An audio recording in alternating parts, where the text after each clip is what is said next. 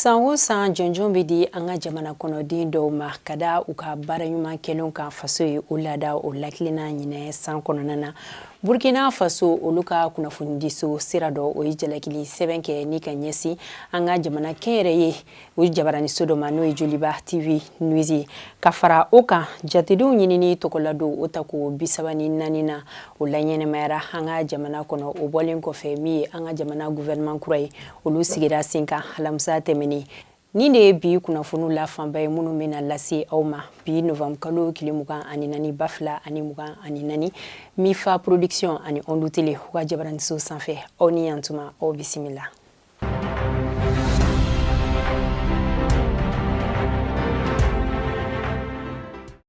Jɔnjɔn dira an ka jamana kɔnɔden mɔgɔ 153 ma ka da u ka baara ɲuman kɛlenw kan faso ye ni o ma kofɔlenw cɛla furuba baarakɛlaw sen bɛ o la seko ni dɔnko baarakɛlaw ani ka fara an ka jamana finitigilakaw kan.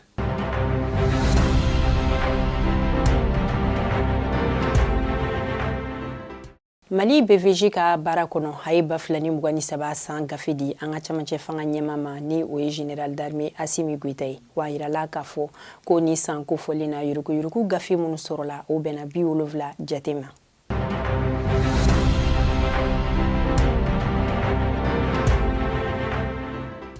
Walasa nɛgɛjuru siraw olu bɛ se ka sɔrɔ nɔgɔya la cogoya min na AES jamanaw olu ni ɲɔgɔn cɛ min ye a ministre ye ni olu ka baaraw ɲɛsinnen don kunnafonidi fɛɛrɛkuraw olu tagaboloya kan olu ye hakilina fali kɛ Burkina Faso ni kalo tile 12 ni ka taa a kuncɛ a 15 la min yɛrɛ bɛ se ka kɛ sababu ye walasa fɛɛrɛ migi ale bɛ se ka ci ka bɔ yen nɔ cogoya min na ani ɲɔgɔn cɛ hali bi a baaraw olu bɛ sen na.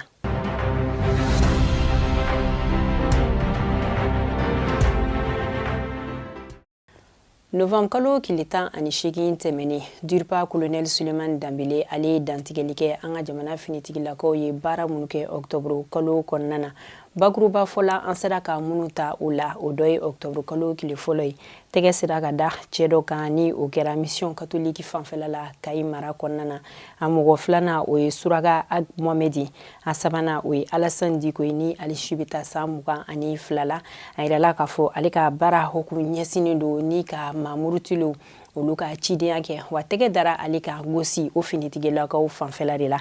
wa min octobre kalo tile 6 ye bingali wale dɔ an ka finitigilakaw sera ka o kɔlasa Ber mara la min yɛrɛ kɛra sababu ye u sera ka tatugu banbagaci olu caman na u ka kɛlɛkɛminɛnw u ka tiɲɛnikɛminɛnw u bɛ bila yɔrɔ min na o fana tiɲɛna an ka finitigilakaw fɛ ni ka se ka ɲɛnɛminimafɛnw olu caman u fana sera ka lasɔrɔ octobre kalo tile 16 o tɛmɛnen na Yusuf Ali ni Madu Traoré ni olu ye Sikasoka ye ani jagokɛlaw do fana olu fana sera ka lasɔrɔ Mamaribugu marala finitigilakaw fɛ wa yirala k'a fɔ fana ni octobre kalo tɛmɛnen na min ye an ka finitigilakaw ye bingali wale dɔ tara ka ɲɛsin u yɛrɛ ma ni dɔw jogina ani dɔw fana tanyala a ko senfɛ.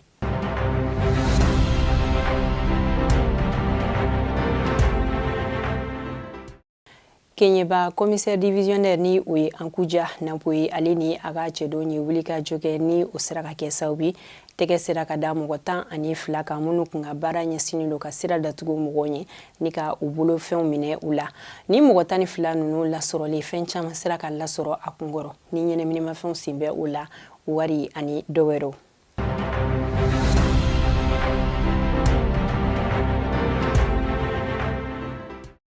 An ka jamana kiri baarakɛlaw ka kulu ni a bɛ fɔ o ma ko ordre des avocats olu ka sigi min kun bɛ senna ni o kun ye conseil n'ale daminɛna octobre kalo tile 30 la ani ka fara novembre kalo tile 13 tɛmɛnen na u tilalen a baara la yirala k'a fɔ k'u ka kulu mɔgɔ 2 dɔ ko ɲangini taara ka olu sɛgɛrɛ ka sababuya kɛ k'u ka baara hate ka bɔ a sira fɛ hukumu kɔnɔna na san 5 kɔnɔ min ye ordre des avocats olu ka o baaraw kɔnɔna na ko ne ma kofɔlen 2 olu tɔgɔ tɛna ye o la san 5 kɔnɔ wa min ye kalo 18 fana o tɛna se ka avocaya baaraw fana kɛ.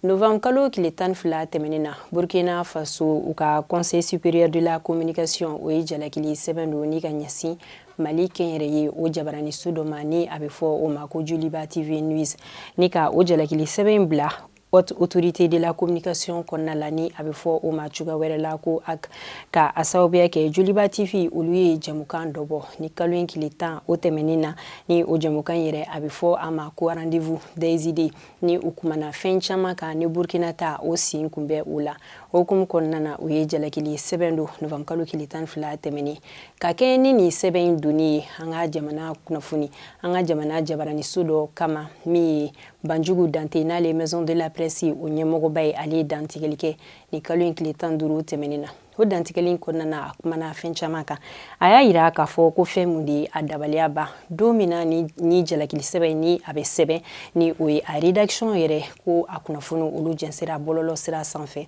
o ye waleya ko min ye ale dabaliya ban ani fana octobre kalo tile 17 tɛmɛnen na ko Burkina Faso o ka kunnafoni diso dɔ ni a bɛ fɔ o ma ko quotidien privé observateur Palaga olu ye ɲagarikɔrɔbɔ wale ta ni ka ɲɛsin an ka jamana jalabatigi olu ma ni o wale in kɔnɔna na o y'a yira k'a fɔ ko Mali armée ko généraux olu cayara i n'a fɔ ko sanji ko yalima Burkina Faso olu ka kunnafoni disoba ko ye fɛɛrɛ ta ni mɔgɔ kofulen ninnu fana ka ni wale in kama o tɛmɛlen kɔfɛ tuguni a tilala ka dɔ wɛrɛ fɔ a y'a yira k'a fɔ sanga ni wagati bɛɛ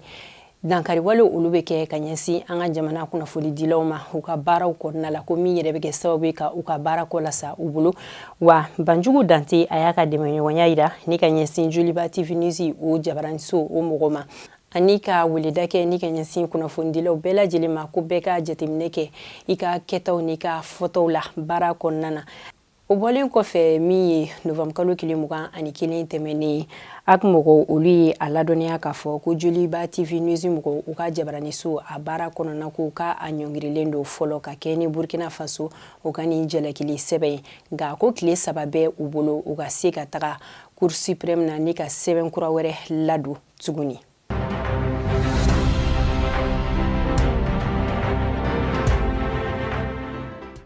Farafina jatalaw ka ɲɔgɔn kunbɛn ni o ye rencontre de la photographie fɔ cogoya wɛrɛ la ni a bɛ fɔ o ma ko biennale de la photographie ale sigira sen kan a san 30 ye nin ye nka min ye Mali ta ɲinɛta o ye a tako 14nan ye san 2 o san 2 ale bɛ ɲɛnɛmaya an ka jamana kɔnɔ a sigira sen kan Mali kɔnɔna na 1994 na a baaraw olu daminɛna novembre kalo tile 16 tɛmɛnen ni o kun bɛnna sibiri ma musée national la Bamako a ɲɛmɔgɔya o taara ka di Dr Shugel Kukala Mayiga ma ɲinɛ babu bɛ fɛn min kan o de ye kuma in ko sabula ko discours olu ka ca nka mɔgɔw tɛ faamuyali sɔrɔ o la nka ja kelen kɔnɔna na min ye tariku 1000 o bɛ se ka kɛ o la min bɛ se k'a to mɔgɔw o bɛ faamuyali sɔrɔ a la o de hukumu kɔnɔna na o ye ɲinɛ babu ɲɛsin kuma ma mɔgɔw bɔra diɲɛ seleke 4 kɔnɔna na ni ka na a la ɲɛnɛmaya an ka jamana kɔnɔ jamana jɔnjɔn welele o ye Maroc jamana ye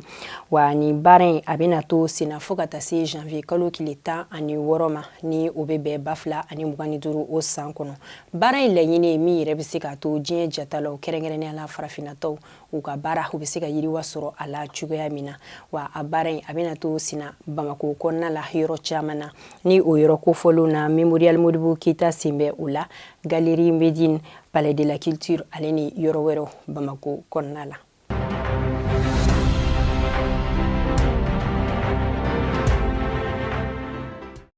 Novembre kalo tile 18 o ye jatedenw tɔgɔla ɲinini don ye ni a bɛ fɔ o ma ko journée africaine de statistique ale baara a sigira sen kan diɲɛ seleke 4 fɛ ni o ye Nations Unies ka ɲɛsin farafina jamana ma a sigira sen kan kabini 1990 san ye ɲinɛ ye o tako 34nan ye min ye Mali ta ɲinɛ babu o de ye fɛɛrɛw ka se ka latigɛ walasa kalanko ɲɛ bɛ se ka sɔrɔ o la cogoya min na a don kofɔlen bɛnna tɛnɛn ma ni o la ɲɛnɛmayara an ka jamana kɔnɔ kuma kɛra fɛn caman kan ka hakili jagabɔw kɛ denmisɛnnin minnu bɛ ni olu sera kalan nataga ye ni u tɔgɔ ma sɛbɛn ka fɛɛrɛw latigɛ walasa u bɛ se ka don kalanso la cogoya min na ani gɛlɛya minnu bɛ an ka kalansow kɔnɔ ka fɛɛrɛw latigɛ olu bɛ se ka ban ɲɔni san wɛrɛ kalanso ta cɛ.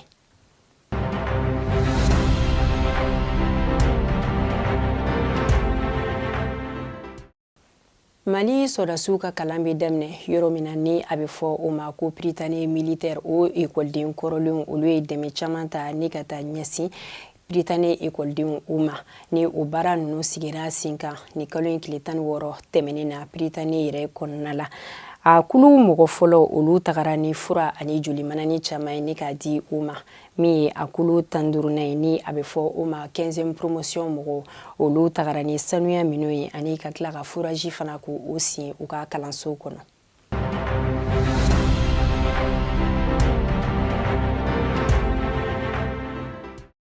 Sigida 5nan mairie olu kun ye u ka lajɛ ta ko 13nan kɛ min yɛrɛ senfɛ wele kun bilala an ka jamana kunnafoni dilaw ma ni ka ɲɛfɔli kɛ sigida 5nan o koɲɛw kan. Musaka minnu donna sigida 5nan kɔnɔna la ni o ye commune 5 ye o ye ɲɛfɔli kɛ o la. Baara minnu sera ka ɲɛ u bolo ani minnu ma se ka ɲɛ u kumana olu bɛɛ lajɛlen kan. Da sera fɛn caman ma ni o dɔ ye ɲamanko ani gɛlɛya kɛra sababu ye ka minnu bɔ u sigiyɔrɔ la ni ka fan wɛrɛ sɛgɛrɛ ani dɔ wɛrɛw. O y'a yira k'a fɔ fana ko ni baara in a bɛna to senna sini ntɛnɛn fana k'u bɛna sigida 5nan o kin kɔnɔ mɔgɔw wele ni ka olu yɛrɛ ladɔnniya a la fana ani hakilina minnu bɛ u fɛ u ka se ka o ɲɛfɔ min yɛrɛ bɛ se ka to yiriwa o bɛ don sigida kɔnɔna la. A baara ninnu o kun cɛra ni ladilikan ye ka ɲɛsin mairie tɔw ma k'u ka misaliya ta sigida 5nan ale maire ka ni waleya na min yɛrɛ bɛ se ka to lanaya o bɛ sabati mairie ani kindenw olu ni ɲɔgɔn cɛ.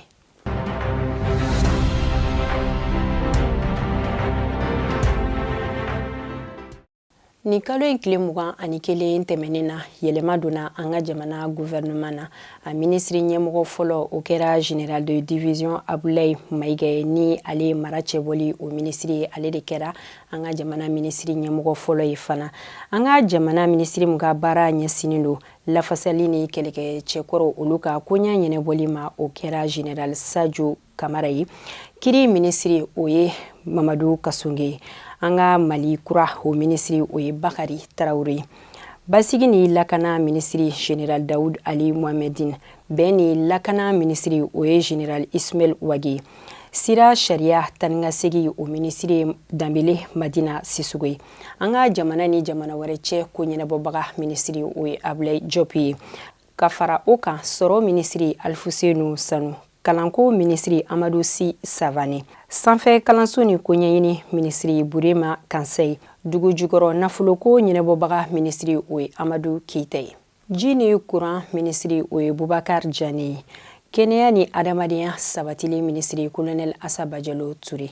Ka fara o kan baara foroba baara ani sigika kuma ministre o ye Fasoum Kulubali ye. Sinfin farikolo ɲɛnajɛ ani fasoden ɲumanya sabatili ministre Abdul Kasim Ibrahim Fomba.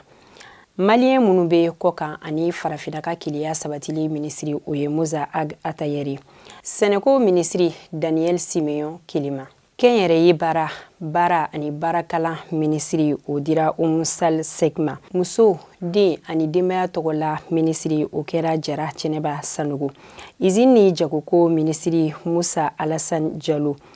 Dugukolo, so, dugu kɔnɔna ani adamadenw olu ka ko ɲɛnabɔbaga ministre o ye Imiran Abdoulaye Touré. Sigida sanuya ni yiriwa ministre Madame Doumbia Mariam Tangara. Kunnafoni fɛɛrɛ kuraw ani ka fara nafa sɔrɔli cɛgɛda kɔnɔna ko o ministre ye Alhamdou Ak Iliani. Bolola baara ka fara seko ni dɔnko o ministre o ye Mamu Dafi. Dinɛ ni bato o ministre Dr Mahamadou Kone. Mɔni ani bagamara ministre o ye Yuba Bayi.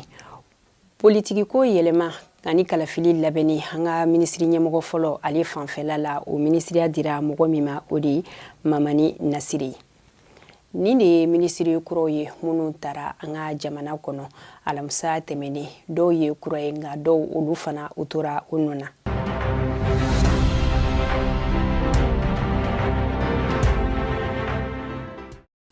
AES ni RISI ka fédération ka sini bolofilili ni a bɛ fɔ o ma ko Aikindo o baaraw kunfɔlɔ daminɛna ni kalo in tile 15 tɛmɛnen Palais des Sports la kɛrɛnkɛrɛnnenya la Salamatu Mayiga kɔnɔ Bamako kɔnɔna la. A baara in laɲini ni jamana ninnu bɛɛ lajɛlen ka u ka dɔntaw yira ɲɔgɔn na badenya ani jɛɲɔgɔnya hukumu kɔnɔ.